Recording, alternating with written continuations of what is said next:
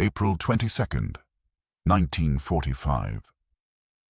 In a concrete bunker 9 meters beneath the Reich Chancellery garden, Adolf Hitler's voice cracked as he screamed at the silent telephone.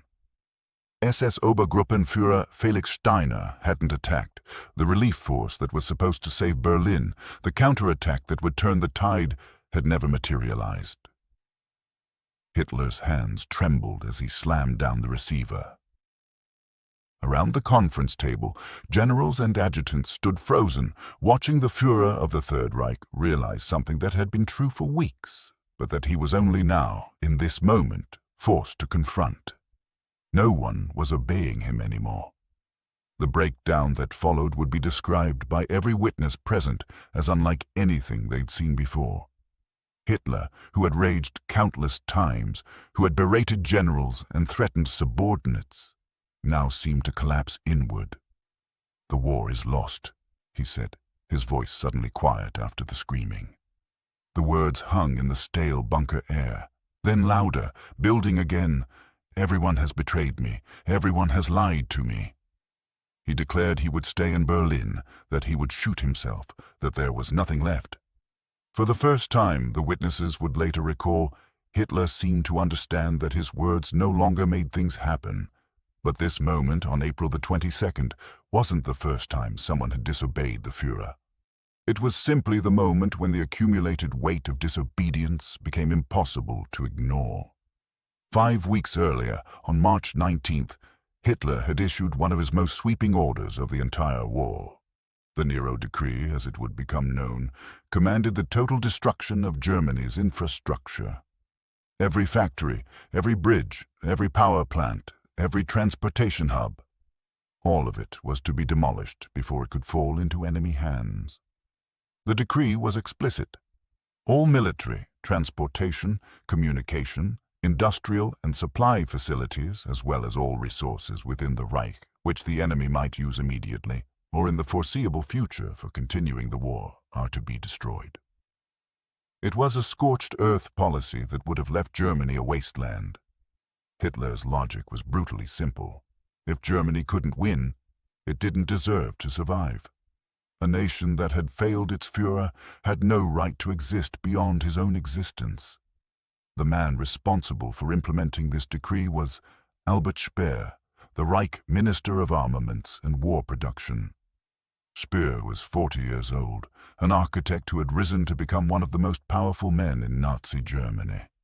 He had organized Germany's war production, had kept factories running even as Allied bombs fell, had extracted the last possible resources from a dying economy. Hitler trusted him completely. Speer read the Nero Decree and made a decision: he would not obey. Instead, Speer traveled throughout Germany in March of 1945, countermanding Hitler's orders. He told regional officials to ignore the demolition commands. He instructed factory managers to hide equipment rather than destroy it. He worked with Wehrmacht officers to ensure that bridges remained standing, that power plants kept running. When Hitler's orders called for destruction, Speer quietly ensured preservation. It was an extraordinary act of defiance, and Speer knew the risk. Disobeying the Führer's direct order was punishable by death. But Speer had concluded that Hitler was leading Germany not just to defeat, but to annihilation, and he couldn't allow it. For 10 days, Speer sabotaged the Nero Decree. Then, on March 29th, he did something even more remarkable. He went back to the bunker and told Hitler what he'd done. The meeting took place in Hitler's private quarters. Speer explained that he had been undermining the scorched earth policy, that he believed Germany needed to survive beyond the war, that destroying everything would doom the German people to starvation and chaos. He laid out his disobedience clearly, expecting arrest or execution. Hitler's response stunned Speer. The Führer didn't explode in rage. He didn't call for guards. Instead, Hitler seemed almost deflated. According to Speer's later account, Hitler said something to the effect of, "If you weren't my architect, I would take the measures that are necessary in such a case." It was a threat wrapped in resignation. Hitler couldn't bring himself to punish Speer, perhaps because doing so would mean admitting that his authority was already broken. Speer left the meeting alive. The Nero Decree remained official policy, but Speer continued to undermine it, and Hitler took no action to stop him. It was a preview of what was coming. Orders given, orders ignored, and Hitler unable or unwilling to enforce his will. As March became April, the military situation collapsed with accelerating speed. Soviet forces encircled Berlin. American and British armies swept across Western Germany. The Reich that was supposed to last 1,000 years was being measured in weeks, then days. In the bunker, Hitler still issued orders. He moved phantom armies on maps, directed divisions that no longer existed, planned counterattacks with forces that had dissolved. His staff nodded and took notes, then often did nothing. What was the point? The war was clearly lost. Following Hitler's orders now meant only prolonging the agony. On April 22nd, Hitler ordered Felix Steiner to attack. Steiner commanded what was optimistically called an army group, but was really a collection of understrength, exhausted units scraped together from retreating forces. Hitler's order was for Steiner to attack southward into the flank of the Soviet forces surrounding Berlin to break the encirclement, to save the capital. Steiner looked at his forces and knew it was impossible. He had perhaps 15,000 men, many of them poorly trained, inadequately armed, exhausted. They faced Soviet armies numbering in the hundreds of thousands. An attack would be suicide and would accomplish nothing. Steiner didn't attack. When Hitler learned this on the afternoon of April 22nd, something broke. Witnesses described him as physically transformed. His face turned gray. His left arm shook uncontrollably, a tremor that had been worsening for months but now became pronounced. He ordered everyone out of the conference room except for Wilhelm Keitel, Alfred Jodl, Hans Krebs, and Wilhelm Burgdorf, his top military leadership. Then Hitler began to scream. The tirade lasted for hours. He raged that the SS had betrayed him, that the generals had lied to him, that everyone had deceived him from the beginning. The military, he shouted, had been sabotaging him since the start of the war.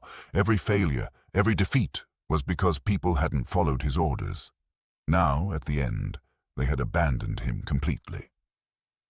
"The war is lost," Hitler declared. It was the first time he had said those words aloud. "But if you gentlemen think that I'll leave Berlin, you're mistaken. I'd rather put a bullet in my head." Traudl Junge, one of Hitler's secretaries, was waiting outside the conference room. She could hear the shouting through the heavy door. When Hitler finally emerged hours later, she saw him shuffling, bent over, looking decades older than his 56 years. His eyes, she would later write, seemed empty. The next day brought a new betrayal. Hermann Göring, the commander of the Luftwaffe and Hitler's officially designated successor, sent a telegram from Berchtesgaden in the Bavarian Alps. Göring had fled Berlin days earlier, and now, having heard reports of Hitler's breakdown, he saw an opportunity. The telegram was carefully worded, but its meaning was clear. Göring referenced a decree from 1941 that named him as Hitler's successor if Hitler became unable to lead. Given the current situation, Göring wrote, should he assume leadership of the Reich? If he received no reply by 10 o'clock that night, he would assume Hitler's consent. When the telegram was read aloud in the bunker, Hitler's reaction was immediate. "Göring is a traitor," he shouted. Martin Bormann, who had long schemed against Göring, eagerly fanned the flames. Here was proof, Bormann insisted, that Göring had been waiting to seize power, that he'd been disloyal all along. Hitler ordered Göring stripped of all ranks and positions. He demanded Göring's arrest for high treason. Messages were sent to Berchtesgaden. Göring, the man who had been Hitler's designated heir for years, who had helped build the Nazi state, was now declared a traitor for daring to suggest that Hitler's authority might be transferring. But the real betrayal, the one that seemed to wound Hitler most deeply, came 5 days later. On the night of April the 28th, the BBC broadcast a Reuters report. Heinrich Himmler, the Reichsführer SS, the head of the Gestapo, the architect of the Holocaust, had been conducting secret peace negotiations with the Western Allies. Himmler had met with Count Folke Bernadotte, a Swedish diplomat, on April the 23rd and 24th. He had offered Germany's surrender to Britain and America, though notably not to the Soviet Union. Someone in the bunker heard the BBC broadcast and brought the news to Hitler. The Führer, according to multiple witnesses, turned red, then white. His whole body began shaking. Of all the betrayals, this was the worst. Göring had been corrupt and lazy for years. His disloyalty was almost expected. But Himmler, the loyal Heinrich, the man who had built the SS into Hitler's Praetorian Guard. Himmler's betrayal is the worst blow I've ever received, Hitler said. Rochus Misch, Hitler's bodyguard, was nearby and heard the words clearly. Hitler seemed physically staggered by the news. There was nothing Hitler could do to Himmler directly. The Reichsführer SS was far from Berlin, unreachable. But Hermann Fegelein, Himmler's representative in the bunker and the husband of Eva Braun's sister Gretel, was within reach. Fegelein had been caught trying to desert, had been arrested and brought back. Now, with news of Himmler's betrayal, Fegelein's fate was sealed. On April the 29th, Fegelein was taken into the Reich Chancellery garden and shot. It was one of the last acts of violence Hitler could still command, and it was purely symbolic, punishing Himmler's representative because Himmler himself was beyond reach. The pattern was now complete. Speer had disobeyed the Nero Decree. Steiner had failed to attack. Göring had tried to assume power. Himmler had negotiated surrender. Across Germany, generals were ignoring orders, units were dissolving, commanders were making their own decisions about whether to fight or surrender. In the bunker, Hitler still gave orders. He dictated military directives for the defense of Berlin. He planned for relief armies that didn't exist. He issued commands to units that had ceased to function. But now, everyone around him knew these were just words. The orders would be written down, transmitted if communication still worked, and then ignored. Nikolaus von Below, Hitler's Luftwaffe adjutant, watched this disintegration with a kind of horrified fascination. Hitler, he would later write, seemed to be living in two realities simultaneously. In one, he was still the Führer, still commanding armies, still directing the war. In the other, he was a broken man in a bunker, waiting to die. The two realities coexisted, and Hitler seemed unable to reconcile them. On April the 29th, Hitler dictated his political testament. It was a bizarre document, full of the same propaganda and delusions that had characterized his speeches for years. He blamed the Jews for starting the war. He praised the German people for their sacrifice. He expelled Göring and Himmler from the party. He named new leaders for the Reich, as if the government would continue after his death. But buried in the testament was a sentence that revealed Hitler's final understanding. Above all, I enjoin the government and the people to uphold the race laws to the limit and to resist mercilessly the poisoner of all nations, international Jewry. Even in his final hours, Hitler was issuing orders, and even in his final hours, he must have known that no one would obey. The next day, April 30th, Soviet forces were within blocks of the Reich Chancellery. Artillery shells shook the bunker. Hitler could hear the battle raging above.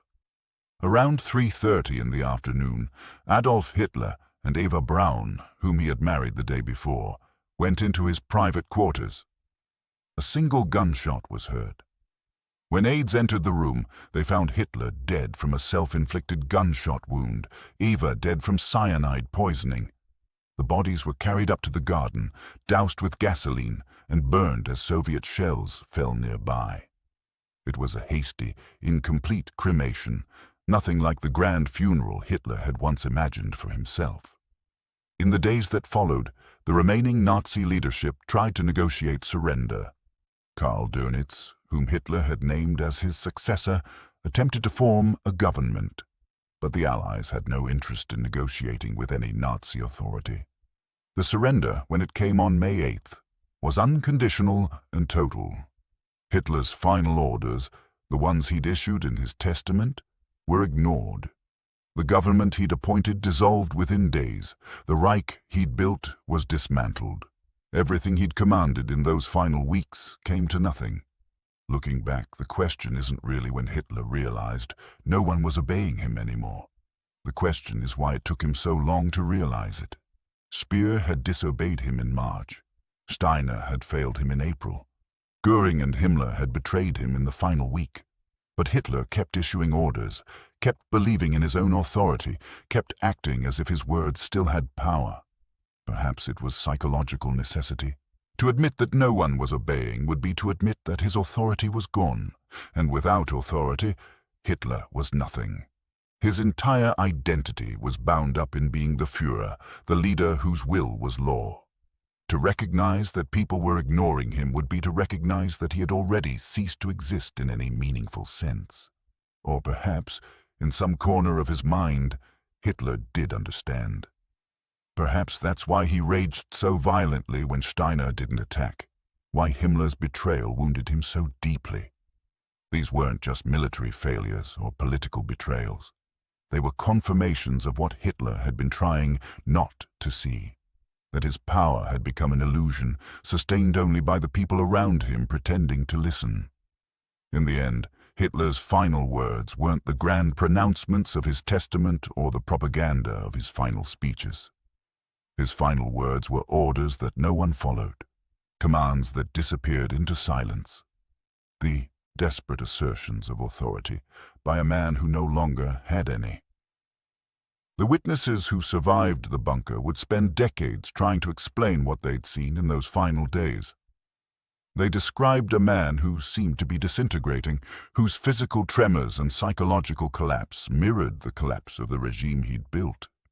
But what haunted many of them was the disconnect between Hitler's words and reality. He kept talking as if he controlled armies, as if his commands mattered, as if the world would bend to his will. And everyone around him knew it wasn't true. On April 22nd, when Hitler screamed that everyone had betrayed him, he was both right and wrong. People had disobeyed him, had ignored his orders, had worked against him. But betrayal implies that loyalty was owed, that his authority was legitimate. By April of 1945, Hitler's authority existed only in his own mind and in the fear of those close enough to be killed for disobedience. When that fear finally evaporated, when the regime's collapse made punishment impossible, Hitler's words lost their power. Orders became suggestions, suggestions became irrelevant, and the Führer became just a man in a bunker, talking to himself. The last order Hitler gave that was actually obeyed was the simplest one, his instruction for his body to be burned after his death. His aides carried out that final command, though hastily and incompletely. Everything else, his plans for Germany's future, his appointments of new leaders, his calls for continued resistance, dissolved into the chaos of defeat. In the end, Hitler realized no one was obeying him anymore, not in a single moment of clarity, but in a series of blows, each one making the truth harder to deny. Speer's confession, Steiner's failure, Göring's telegram, Himmler's negotiations. Each betrayal was another crack in the illusion of authority, until finally, in those last days in the bunker, the illusion shattered completely. What Hitler said when he realized this wasn't a grand statement or a memorable phrase. It was hours of screaming about betrayal, declarations that the war was lost, accusations that everyone had lied to him. It was the sound of a man whose entire identity was built on being obeyed, discovering that obedience had become optional, then irrelevant, then impossible. And then, on April 30th, it was silent.